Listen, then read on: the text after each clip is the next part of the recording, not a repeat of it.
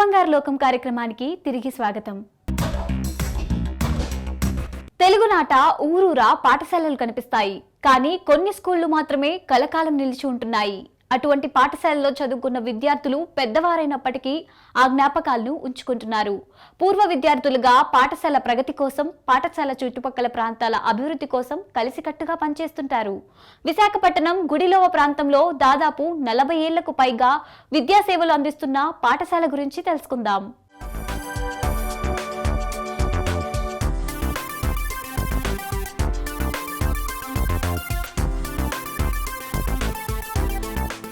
విశాఖపట్నం సమీపంలోని గుడిలోవ కేంద్రంగా సరస్వతీదేవి సేవ జరుగుతుంది. సుమారు 40 సంవత్సరాలు పైబడి నిరంతరాయంగా ఈ కార్యక్రమం జరుగుతుంది. చిన్న తరగతుల నుంచి ఉన్నత స్థాయి క్లాసుల వరకు క్రమశిక్షణతో విద్యాబోధన నిర్వహిస్తుంటారు. ఇప్పుడైతే ప్రతి చోట రకరకాల స్కూల్స్ వచ్చేశాయి. కానీ 40 ఏళ్ల క్రితం ప్రయోగాత్మకంగా పాఠశాలను తీసుకురావడం అనేది ఒక సాహసం అనే చెప్పుకోవాలి.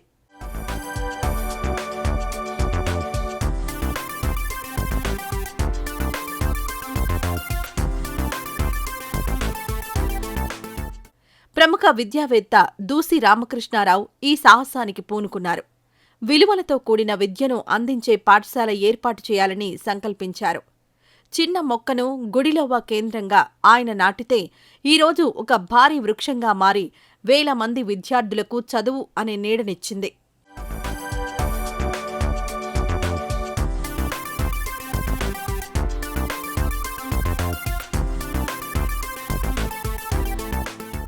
విజ్ఞాన విహార పాఠశాలకు చాలా చరిత్ర ఉంది.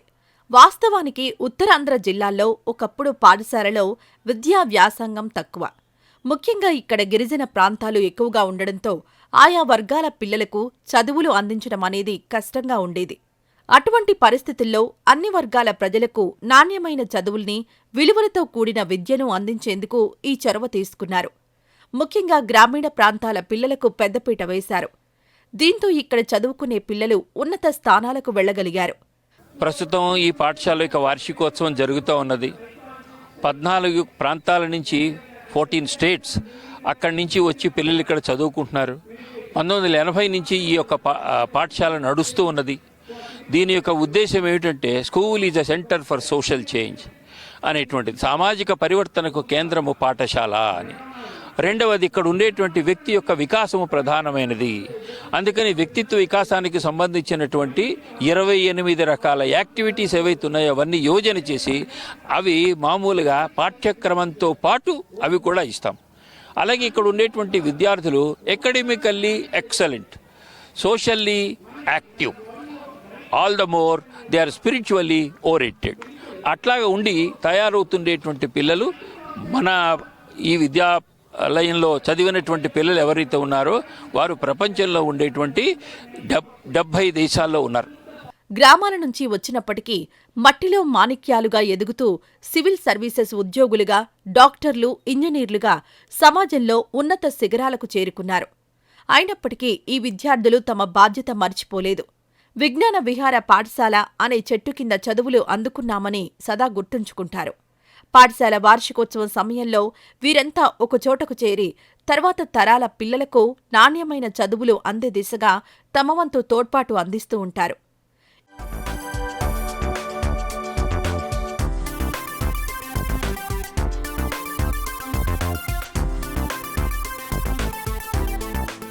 ఇక్కడ ఈ పాఠశాలను స్థాపించిన విద్యావేత్త దూసి రామకృష్ణ గురించి చెప్పుకోవాలి.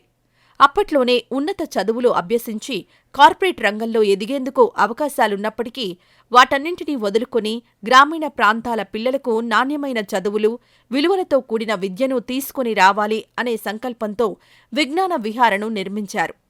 పేరుకు తగినట్లుగానే విజ్ఞాన విహార ఉత్తరాంధ్రలోని గ్రామీణ ప్రాంతాల పిల్లలకు విజ్ఞానాన్ని అందిస్తూ అంచెలంచెలుగా ఎదిగింది. అందుచేతనే దూసి రామకృష్ణ అంటే ఇక్కడ ప్రజలకు ఎనలేని గౌరవాభిమానం.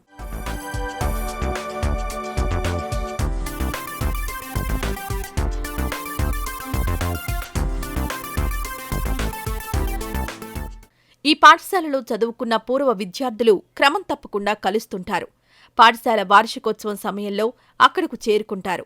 డాక్టర్లుగా, ఇంజనీర్లుగా, సైంటిస్టులుగా సమాజంలో ఎంతో ఉన్నత స్థాయిలో ఉన్నప్పటికీ ఇక్కడికొచ్చేసరికి మాత్రం ఒకప్పటి విద్యార్థులుగా మారిపోయి చదువులమ్మ ఒడిలో ఒదిగిపోతారు. విజ్ఞాన విహారతో తమ అనుబంధాన్ని గుర్తు చేసుకుంటారు. మా ఒక విజ్ఞాన విహార స్కూల్లో వేరే వేరే స్టేట్స్ నుంచి కూడా స్టూడెంట్స్ వస్తూ ఉంటారు. వారి యొక్క పర్ఫార్మెన్స్లు అవన్నీ చూపించడానికి యాన్యువల్ డే అనేసి వివరించారనమాట. యాన్యువల్ డే ఒక స్పెషాలిటీ ఏమంటే అందరినీ ఒక మనం స్టూడెంట్ ఏంటనేది చూపించడానికి. ఈ ఒక్క రోజు కోసం మేము దగ్గర నెల నుంచి ప్రాక్టీస్ చేస్తున్నాం. పొద్దున్నుంచి ఎగ్జిబిషన్స్ అయ్యాయి, మన ఒక 2 గంటలు చూస్తే ఫిజికల్ యాక్టివిటీస్ కూడా అయ్యాయి. ప్రతి ఒక్కడు ఇందులో పార్టిసిపేషన్ ఉంటుంది. వాడు ఏంటనేది వాడు ప్రూవ్ చేయాల్సి ఉంటుంది. ఇవాళ ఇప్పుడు ఒక 1 అవర్ వెయిట్ చేస్తే మళ్ళీ డ్యాన్స్ బ్యాలెట్ కూడా ఉంటుంది. ఇవాళ రోజంతా యాన్యువల్ డే దేనికోసం అంటే దగ్గర 45 సంవత్సరాలు అయింది స్కూల్ స్టార్ట్ చేసి. ఇవాళ 44 సంవత్సరాలు 44th యాన్యువల్ డే ఇవాళ. దాని గురించి చెప్పుకోవాలంటే మా P sir, our teachers, PT Srinivasarao garu వీళ్ళందరూ చాలా హెల్ప్ చేశారు మాకు. జిఆర్కే గారు, తర్వాత ఎంఆర్కే గారు, వీళ్ళు మాకు చాలా హెల్ప్ చేసి మాకు ట్రైనింగ్ ఇచ్చిన వల్ల మేము పర్ఫెక్ట్గా ప్రూవ్ చేయాల్సింది కోరుకున్నాం. విజ్ఞాన విహారం ఇప్పటికీ ఉత్తరాంధ్రలోని గ్రామీణ ప్రాంతాల్లో విద్యా సేవలు అందిస్తోంది. అందుకే ఈ స్కూల్కి కమర్షియల్ బడి వాసనలు అసలే ఉండవు. సేవా దృక్పథంతో గ్రామీణ ప్రాంతాల ప్రజలకు విద్యా సేవలు అందిస్తున్న విజ్ఞాన విహారంలో పనిచేయడం అదృష్టమని అంటూ ఉంటారు. ఈ స్కూల్లో 5th క్లాస్ నుంచి 12th క్లాస్ వరకు 570 మంది పిల్లలు ఉన్నారు. కంప్లీట్గా 100% రెసిడెన్షియల్ స్కూల్.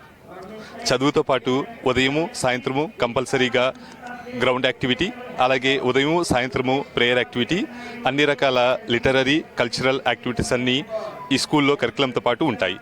మనది సిబిఎస్ఈ అఫిలియేటెడ్ స్కూల్ కాబట్టి సిబిఎస్ఈ కరికులము, అలాగే విద్యాభారతి స్కూల్ కాబట్టి విద్యాభారతి అంశాలు మొత్తము పిల్లలతోటి చేపిస్తూ ఉంటాం. అన్ని రంగాల్లోని కూడా అభివృద్ధి చెందాలి ఒక విద్యార్థి అంటే.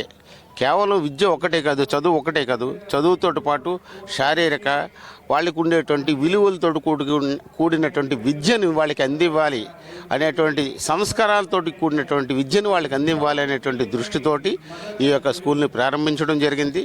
అయితే ఈ స్కూలు ప్రారంభించిన తర్వాత కేవలం మనమందరం ఇక్కడే ఉంటున్నాం కాబట్టి చుట్టుపక్కల గ్రామాలను కూడా అభివృద్ధి చేయాలనేటువంటి దృష్టితో 1981లోనే ఒక ఫ్రీ స్కూల్ దీన్ని ఆధారంగా చేసుకుని కేశవ విద్యావిహార అనేటువంటి ఒక ఫ్రీ స్కూలు ఇక్కడ నెలకొల్పడం జరిగింది. అదేవిధంగా 1989లోనే ఒక సరస్వతి విద్యావిహార అని డే స్కూల్ కూడా ఈ యొక్క అందరికీ అందుబాటులోకి తీసుకొచ్చేటువంటి ఒక పాఠశాలని నిర్మాణం చేయడం జరిగింది. అదేవిధంగా విజ్ఞాన విహారాన్ని ఆధారంగా చేసుకుని ఎక్కడో ట్రైబల్స్ గిరిజన ప్రాంతంలో ఉన్నటువంటి సీతమ్మపేట, పాలకొండ దగ్గర ఉన్నటువంటి సీతంపేట, అక్కడ ఐటీడీఏ స్కూల్ కూడా మనకి అక్కడ ఉండేటువంటి ప్రాజెక్ట్ ఆఫీసర్ గారు ఇవ్వడం, దాన్ని ఇప్పటివరకు నిర్వహణ చేయడం జరిగింది. దీన్ని ఆధారంగా చేసుకుని అనేక ఈ చుట్టుపక్కల గ్రామాలకు బాల సంస్కార కేంద్రాలు కానీ, సేవా కార్యక్రమాలు కానీ, భజన మండళ్ళు కానీ ఇక్కడ ఉండేటువంటి టీచర్స్ వెళ్ళి సేవా కార్యక్రమంలో పాల్గొనడం జరుగుతుంది. ఇటువంటి స్ఫూర్తిదాయక కథనాలు వింటున్నప్పుడు మన ప్రాంతంలో కూడా పేద ప్రజలకు చదువులు అందించే విద్యాలయం ఉంటే బాగుంటుంది అని అనిపిస్తుంది కదా. మనసుంటే మార్గం ఉంటుంది. మనం పుట్టి పెరిగిన ప్రాంతానికి ఏదో ఒకటి చెయ్యాలి అనే సంకల్పం ఉంటే మార్గాలు అవే దొరుకుతాయి.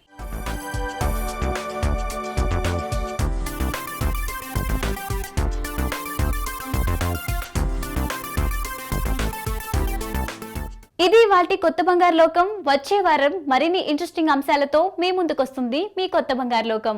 అంతవరకు సెలవు. నమస్తే.